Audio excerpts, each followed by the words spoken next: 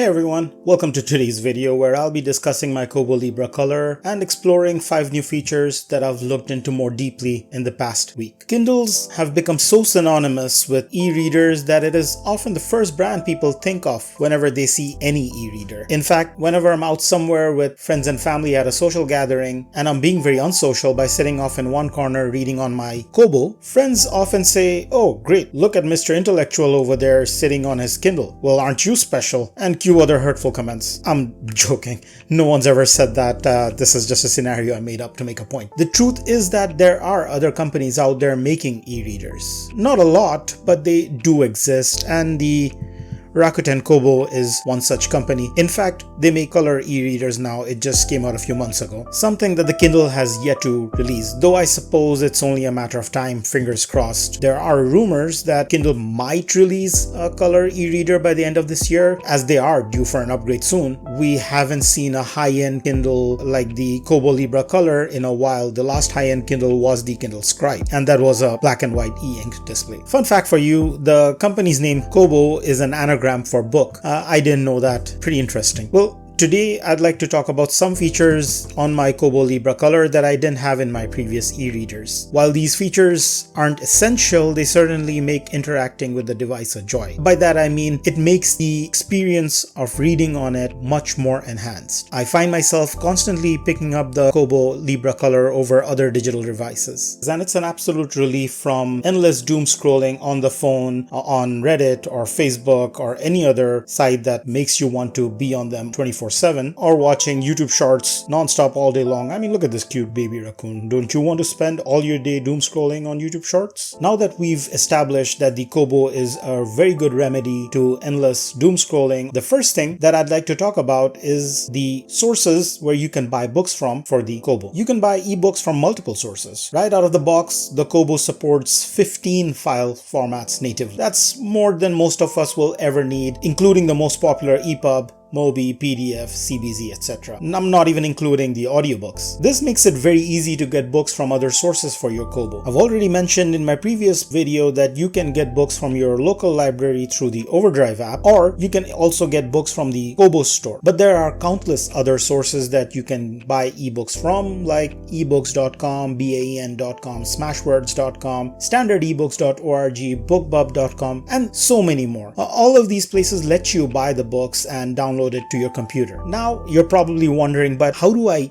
get those books onto my Kobo? Do I connect it to my computer? Do they email it to me? How does it work? Which leads us to point number 2. Now that you've bought the books and they're sitting on your computer and you want them on your Kobo, but you don't want to bother with connecting your Kobo to the computer, it's just too much hassle to transfer the books. The charging cable is never where you last left it, and for some reason none of the 500 cables you have saved in a box since high school seem to work. Fear not, you can upload books directly to Dropbox or your Google Drive account, and your Kobo will sync automatically and download them to the device through Wi-Fi. No cables required. All you need is to configure your Google Drive and your Dropbox the first time you set it up. It's a very easy process. All it needs is for you to scan the QR code on your computer and connect your Google Drive or your Dropbox to your Kobo account, and it syncs up with your device. The third feature is the integration with Pocket.com. It's right here under More, My Articles, and you can see all your articles. Now, what is Pocket.com? Pocket.com is a website that lets you save articles and web content to read later and even offline. It removes distractions and syncs across all your devices, helping you organize what you save. It's perfect for saving interesting content for the times when you are busy and you don't have time to read, and you have some downtime later on when you can read those articles. Here's where the integration with the Kobo is perfect. How many times have you started reading an article on your phone only to get distracted by notifications? Or maybe your ADHD brain leads you to open Reddit and suddenly you're doom scrolling again non-stop. By the end, you can't even remember what article you were reading. With Pocket.com integration on the Kobo, you can access those saved articles, sync them, and even store them offline. The best part is you can enjoy them on your e-ink display without any interruptions or notifications like you would get on your phone. You also get to read the articles in your favorite font. I love reading everything in open dyslexic font. Fortunately, I'm not dyslexic, but I do find the font very easy on my eyes and I can read for hours on end. For some reason, or maybe it's all in my head, I also find find that the font helps me read much faster. The fourth feature that I love is how customizable the headers and footers are when you're reading. For the headers, you can choose to see how many pages you have left in the chapter, how much of the chapter you've read, as in a percentage, or the time remaining in the chapter. If you don't want it, you can even turn it off completely. Similarly, for the footer, it shows you how many pages you have left in the book, the percentage of the book you've read, and the time remaining in the book. You can also choose to turn it off, and if you see right over here, there's an option that says show progress bar. Right here at the bottom, it's barely visible, is the progress bar, a visual indicator of how much you have left to read. The headers and the footers also show details like the book title or the chapter title, how many pages there are, and how much you have left to read. You can choose to turn them all off if you prefer,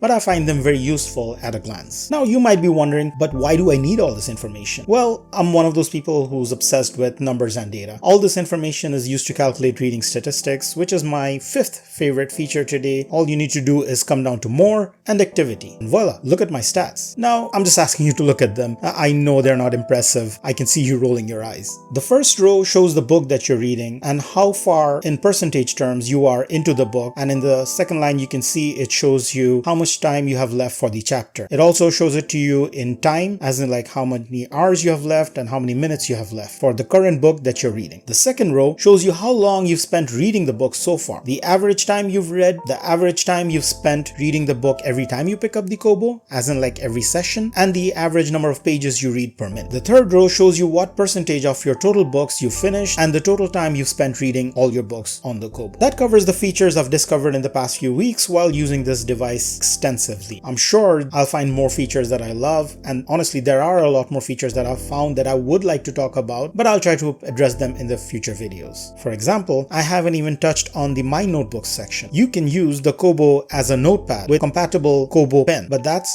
for another time. I know I keep going on about my Kobo Libra Color, but honestly, I'm just as much a Kindle fanboy. I have my Kindle Paperwhite 4th Gen with me everywhere I go when I'm outside. I would still be reading on my Kindle Paperwhite 11th Gen if it hadn't crashed and burned. I've used Kindles for over a decade, but at the end of the day, more competition means more innovation. More innovation means more features for us as end users, which means everybody wins. Competition is good. E-ink readers have improved drastically over the last few years, yet they've stayed true to their core service, which is providing a brilliant reading experience. Any feature that's added on top of this, I will take it. Thank you for watching my video. Have a nice day.